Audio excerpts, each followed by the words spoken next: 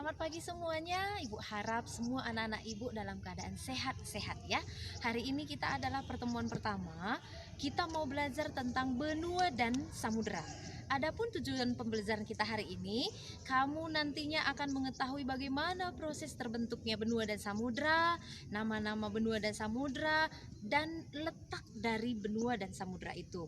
Jadi sebentar lagi Ibu akan menampilkan video untuk kamu amati. Kamu amatilah itu karena di akhir pelajaran kita nanti kamu akan mengerjakan lembar kerja. Jadi simaklah itu supaya bisa kamu pahami, dan tugas itu nanti akan kamu kirim ke grup belajar kita. Sekarang nikmatilah video yang akan ditampilkan. Pangea. Pangea ini adalah benua pertama sekali di permukaan bumi, di mana dahulu dinyatakan bahwa tidak ada benua-benua yang kita kenal saat ini. Hanya ada satu benua, benua Pangea. Namun karena ada pendapat beberapa teori menyatakan bahwa ada pergeseran dan perpecahan benua-benua Pangea tersebut, membelah dan saling menjauhi. Namun ada juga teori yang menyatakan bahwa suatu saat atau beberapa puluh juta tahun yang akan datang, kemungkinan benua-benua ini akan kembali menyatu seperti yang semula yang disebut dengan benua Pangea. Benua Pangea ini sama dengan benua Antartika, itu menurut pandangan para ahli. Dan teori pergeseran benua ini dinyatakan oleh Alfred Wegener, seorang ilmuwan dari Jerman, yang menyatakan bahwa ada perpecahan dan pergeseran benua-benua Pangea itu, ya. Nah, apa yang terjadi dengan Pangea ini? Kita ketahui, dan menurut ahli juga, bahwa bumi ini tidak abadi, selalu terjadi perubahan.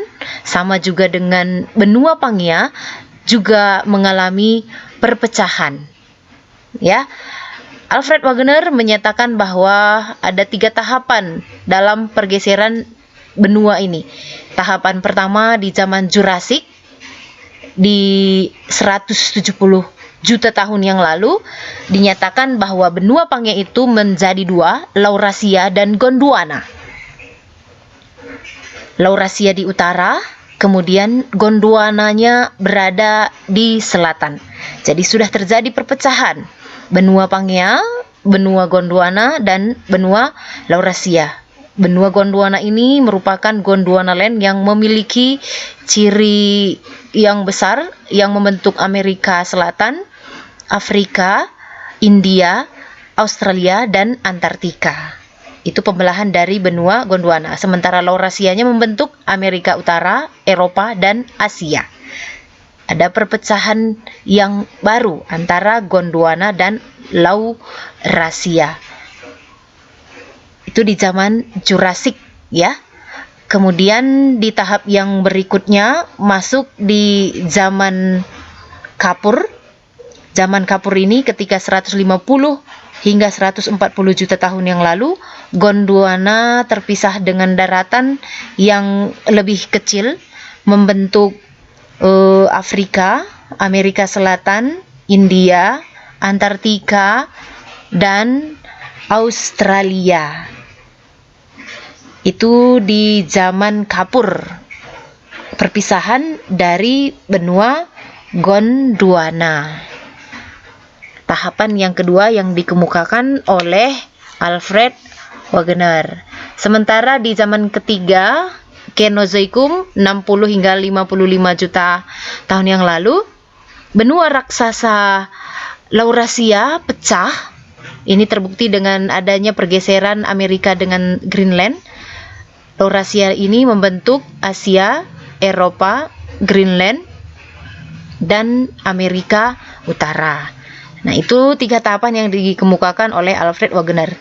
Perpecahan Gondwana dan Laurasia membentuk benua yang kita kenal sekarang ini. Yang kita kenal sekarang ini bahwa ada benua Asia, Afrika, Amerika, Eropa, Australia, dan Antartika.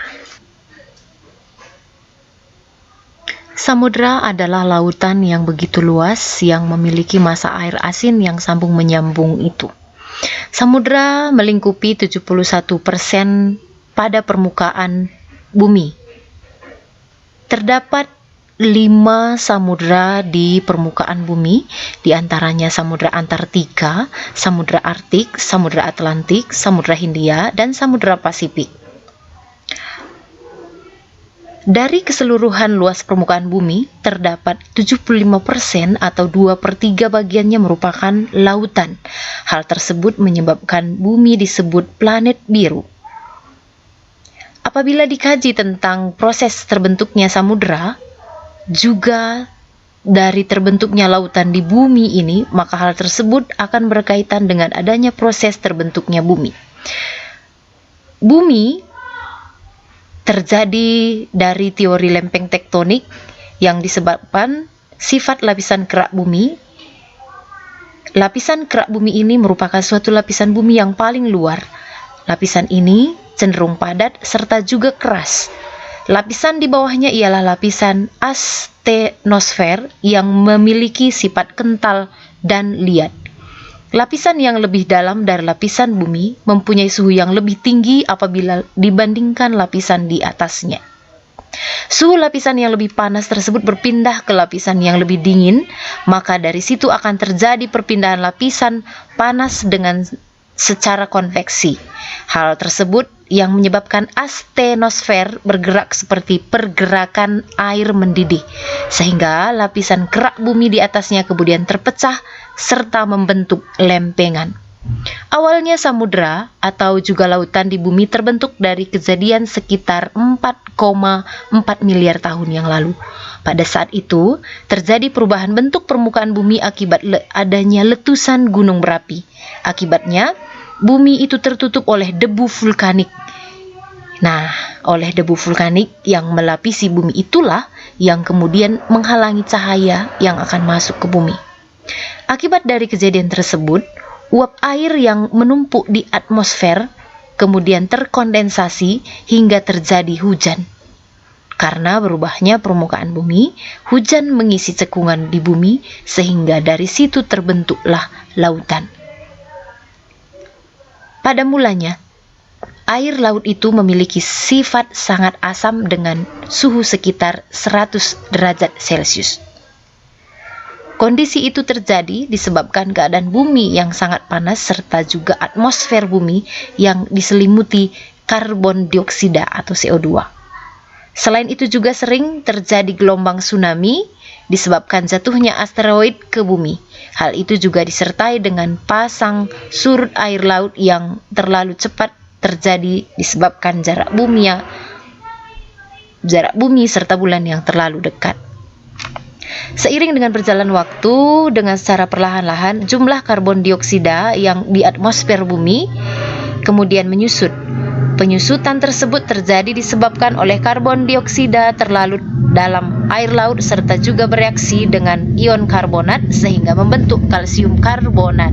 Sehingga langit pun mulai berwarna cerah serta sinar matahari bisa kembali masuk ke bumi dan juga volume air laut terus mengalami penyusutan.